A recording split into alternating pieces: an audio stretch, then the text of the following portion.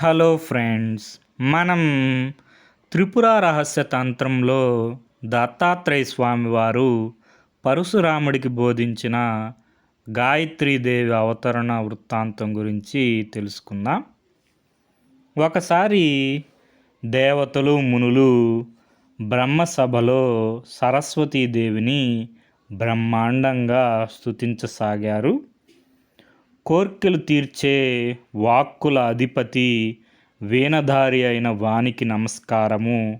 బుద్ధిగమ్యమైన నీవే శబ్ద బ్రహ్మవు, నిత్యసిద్ధివైన నీవే నాద బ్రహ్మవు, అతి పురాతనమైన నీవే వేద బ్రహ్మవు, నిత్యశుద్ధమైన నీవే సత్యబ్రహ్మవు, వేదములు స్తుతించే గాయత్రివి నీవే, మునులు కీర్తించే శ్రీదేవి నీవే, శత్రువులను సంహరించే దుర్గవు నీవే, గురువులచే బోధింపబడే రాజేశ్వరివి నీవే. 4 రకాలైన వాక్కులు నీ రూపాలే, 3 రకాలైన మంత్రాలు నీవే. నీవు ఏనాడు రెండుగా లేవు, ఒక్కటే అయిన సచ్చితానందానివి నీవే అని ఈ విధంగా దేవతలు మునులు సరస్వతీదేవిని స్తుతించసాగారు. చిత్రమేమో కానీ సూత్రం వినేసరికి సాక్షాత్తు బ్రహ్మగారికి అసూయ బయలుదేరింది. నాకన్నా నా భార్యకు కీర్తి పెరిగిపోయిందే అని. దాంతో ఆయన చలోక్తులు ప్రారంభించి భార్యను ఎగతాళి చేసి నలుగురిని నవ్వించసాగారు. భర్త హృదయం అందరికన్నా ముందు సరస్వతీదేవికి అర్థమైంది. ఆమెకు లోలోపల ఉక్రోషం కలిగి తాను కూడా భర్త మీద బహిరంగంగా చలోక్తులతోనే ఎదురుదాడి మొదలుపెట్టింది. బ్రహ్మగారికి తన పరువు పోయిందనిపించి, నీవు విద్యాగర్వంతో తల తిరిగిపోయి వేదార్థముల సారం నుంచి జారిపోయావు, అందువల్లే భర్తను ఎత్తి పొడుస్తున్నావు, ఇలాంటిది ఈ సత్యలోకానికి తగినది ఎలా అవుతుంది అంటూ ఇలా 10 మందిలో భర్తను అవమానం చేశావు గనుక నీవు నా భార్యగా ఉండే అర్హత పోయిందని శాపం పెట్టేశాడు. సరస్వతీదేవి కూడా జంకలేదు. సరస్వతీదేవి, నిజమండి, జ్ఞానం కలది మీకు ఎలా నచ్చుతుంది, కనుక మీకు గొల్లపిల్లే నచ్చే భార్య అగుగాక, ఆవిడే మీ సమ్ముఖంలో కదలకుండా ఉండుగాక అని ఎదురు శాపం పెట్టింది. చలోక్తులు కాస్త ఇలా హఠాత్తుగా శాపాల్లోకి దిగేటప్పటికీ సభ నివ్వెరపోయింది.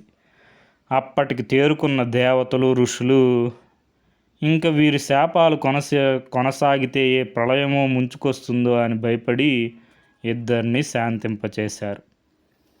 సరస్వతీదేవి భర్తను విడిచి తపస్సుకు వెళ్ళిపోయింది. కొంతకాలానికి బ్రహ్మగారికి ఒక కొత్త యజ్ఞం చేయాలనిపించి దానికి రమ్మని సరస్వతీదేవికి కబురు చేశారు. ఆమె రానని మొండికెత్తింది. వస్తుందిలే అనే ధైర్యంతో బ్రహ్మగారు యజ్ఞానికి ఏర్పాట్లు చేసి అందరినీ పిలుచుకున్నాడు. ముహూర్తం దగ్గరికి వచ్చిన సరస్వతీదేవి రాకపోయేసరికి బ్రహ్మగారికి విసుగు వచ్చి విష్ణువు దగ్గరకు వెళ్ళి, యజ్ఞం ఆగడానికి వీల్లేదు, వెంటనే ఎవరో ఒక కన్యను తెచ్చి నాకు వివాహం చేసేయండి అని కోరాడు. అదేమి చిత్రమో, విష్ణువు అంతకన్నా త్వరపడి దారిని పోతున్న ఓ గొల్లపిల్లని తెచ్చి బ్రహ్మకు వివాహం చేసేశారు. యజ్ఞం జరిగిపోయింది. బ్రహ్మగారి యజ్ఞం చెడగొట్టి సంతోషించాలని మొండికెత్తి ఉన్న సరస్వతీదేవికి యజ్ఞం జరిగిపోయిందని తెలిసి కంగారు పుట్టింది. ఆమె ఆదుర్దుగా వచ్చి చూసేసరికి తన సవితి గొల్లపిల్లే కానీ తనకన్నే అందగత్తె అని తెలిసింది. సరస్వతికి ఏమి చేయాలో పాలుపోలేదు. తన శాపమే ఫలించి తనకిలా ఎదురు తిరిగేసరికి ఆమెకి ఏం చేయలేక, కోపం మాత్రం మింగుకోలేక సెగలు కక్కసాగింది. ఆ వేడికి లోకాలు ఉడికిపోసాగాయి. అది గమనించి ఇంద్రాది దేవతలు ఆమె దగ్గరకు వెళ్ళి శాంతింపచేయాలని ప్రయత్నించబోగా ఆమె వారినే తన శక్తి పాశాలతో బంధించి వేసింది. లక్ష్మీ పార్వతులు బ్రతిమాలిన ఆమె వినలేదు. ఇక చేసేది లేక లక్ష్మీ పార్వతులు కూడబలుకుని త్రిపురాదేవిని, పరాశక్తిని ప్రార్థించారు.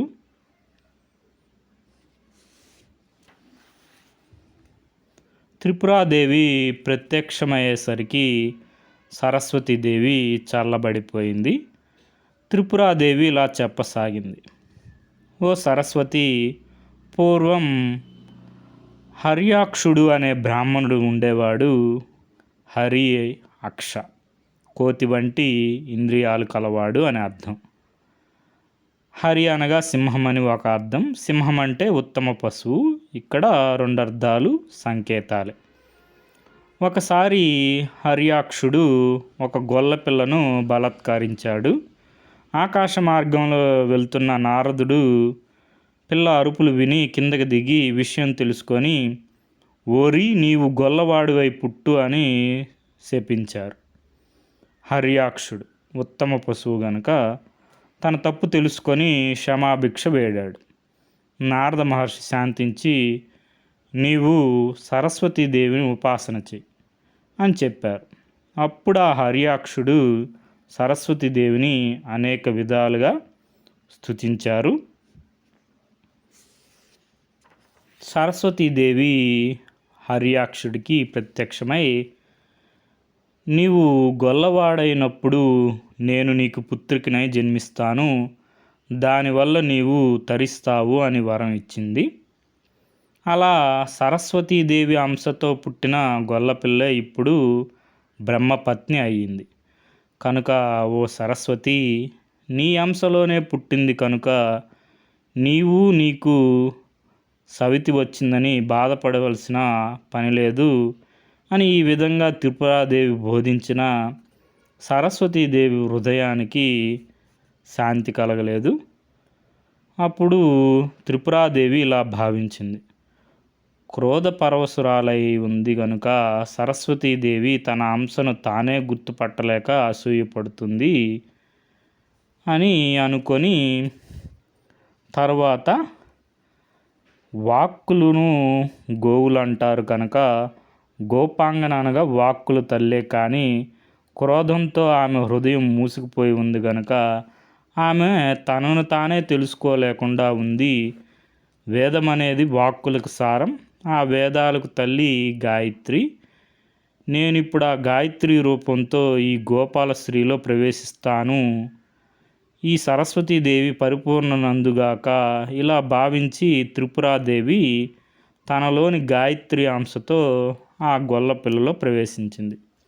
వెంటనే ఆ గొల్లపిల్ల గాయత్రీదేవిగా దేవతలకు మునులకు దర్శనమిచ్చింది.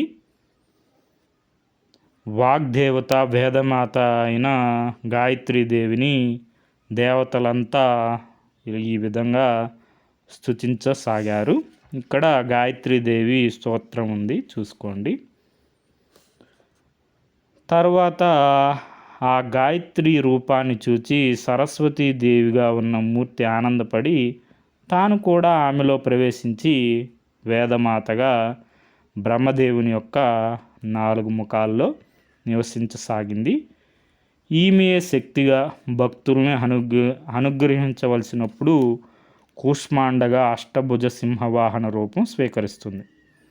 ఈమె తత్వాన్ని గ్రహించలేక ఒకసారి నారద మహర్షియే గందరగోళంలో పడ్డారు. ఎలాగంటే, కృతయుగంలో నారద మహర్షి ఒకసారి శ్వేతద్వీపానికి వెళ్ళారు. అక్కడ ఒక గొప్ప సరస్సు ఒడ్డున ఒక దివ్యాంగన కనిపించింది. ఆమె కళ్ళు చాలా పెద్దవిగా ఉన్నాయి. మనిషి గంభీరంగా ఉంది. నవ్వు మనోహరంగా ఉంది. నారద మహర్షికి మతిపోయినట్లయి, అందమైన దానా, నీవెవరివి అని అడిగాడు. ఆమె వింతగా చూచింది, బదులు పలకలేదు. ఇంతలో ఉన్నట్లుండి నారదునికి అన్ని విద్యలు మరుపులో పడిపోయాయి. దాంతో చాలా దుఃఖమై కొంచెం ఆలోచించి ఆమెకు సాష్టాంగ వందనం చేసి శరణు శరణు అన్నారు. ఇంతలో ఆమె రూపం బాగా పెరిగిపోయి ఆమె శరీరం లోపల మరో పురుషుడు కనిపించారు. అతడు అగ్నిలాగా భగభగా జ్వలిస్తున్నాడు. తెరిపారా చూస్తుండగానే ఆ పురుషుడు ఉదయంలో మరో పురుషుడు కనిపించాడు. అతడు ఎర్రగా బలిష్టంగా ఉన్నాడు. అతడి హృదయంలో మరో పురుషుడు కనిపించాడు. అతడు భస్మధారి అయి సమ్మోహనకారుడుగా ఉన్నారు.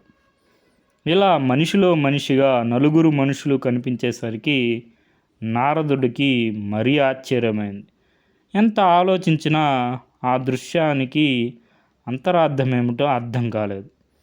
ఇంతలో ఆ ముగ్గురు పురుషులు మాయమై ఆ సుందరాంగి నవ్వుతూ నిలబడి ఉంది.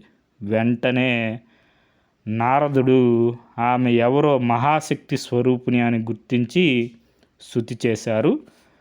తల్లి, నీవెవ్వరు? నా వేద జ్ఞానాన్ని ఎందువల్ల లాక్కున్నావు అని దీనంగా అడిగాడు. ఆ దేవి ఇలా చెప్పింది, నారద, నేను వేదమాతను, సావిత్రిని. నా దృష్టి బహువిశాలం కనుక నా కన్నులు చాలా పెద్దవి. నా తత్వం త్వరగా అర్థం కాదు కనుక నా రూపం గంభీరం. నా వల్ల బహిరంగ విద్యలే నేర్చిన వారు మోహంలో పడతారు కనుక నా రూపము, నవ్వు సుందరం. ఈపై ఆకర్షణకు లోబడిన వారు నా అసలు తత్వం అందనే అందదు కనుక నీవు వేదాలు మర్చిపోయావు, నేను తీసుకోలేదు. నారదుడు తన తప్పు తెలుసుకొని క్షమాభిక్ష వేడి, తల్లి, నీలో కనిపించిన పురుషులెవరు అని అడిగాడు. సావిత్రీదేవి ఇలా చెప్పింది, మొదటివారు అగ్ని వంటివారు, ఋగ్వేదం. అతడు సర్వపాపదహకుడు, విష్ణురూపి. అతనిలో ఉన్నవారు బలిష్ఠుడు, యజుర్వేదం. అతడు పుష్టికరుడు, బ్రహ్మరూపి. అతనిలో ఉన్నవారు భస్మధారి, సామవేదం. అతడు ఆనందప్రదుడు, రుద్రరూపి. వీరిలో ఋగ్వేదం నుంచి ఆ, యజుర్వేదం నుంచి ఊ, సామవేదం నుంచి మా పుట్టి ఆ మూడు కలిసి ఓంకారం ఉద్భవించింది. ఓంకారానికి మూలం నాదం, ఆ నాదమే నేను. ఇది వినేసరికి నారద మహర్షి మనసు నాదం ద్వారా ఓంకారంలో లీనమైంది. వెంటనే నారద మహర్షికి సమస్త వేదరాశి, దాని అర్థము, అనుబంధ శాస్త్రాలు అన్నీ ఎదుట సాక్షాత్కరించాయి. ప్రణవం యొక్క అర్థం అనుభవంలోకి వచ్చింది. అప్పుడు నారద మహర్షి గాయత్రీదేవిని స్తుతించారు. అప్పుడు ఆ దేవి, నారద, ఈ కనిపించే సరస్సు పేరు వేద సరస్సు, దీనిలో స్నానం చెయ్యి అన్నది. స్నానం చేసేసరికి నారద మహర్షికి 1000 వెనక జన్ముల కథ గుర్తొచ్చాయి. దానితో సంపూర్ణంగా పవిత్రుడైన నారద మహర్షి సావిత్రీదేవిని మరోసారి మనసారా స్తుతించారు. ఈ దేవియే తర్వాతి కాలంలో శృంగేరి శారదాదేవిగా అవతరించింది. ఇది మనకి త్రిపుర రహస్య తంత్రంలో దత్తాత్రేయ స్వామి వారు పరశురాముడికి బోధించిన గాయత్రీదేవి అవతరణ వృత్తాంతం. మూలం శ్రీ గణపతి సచ్చిదానంద స్వామీజీ వారి నవదుర్గా నావహం. Okay friends, thank you for watching.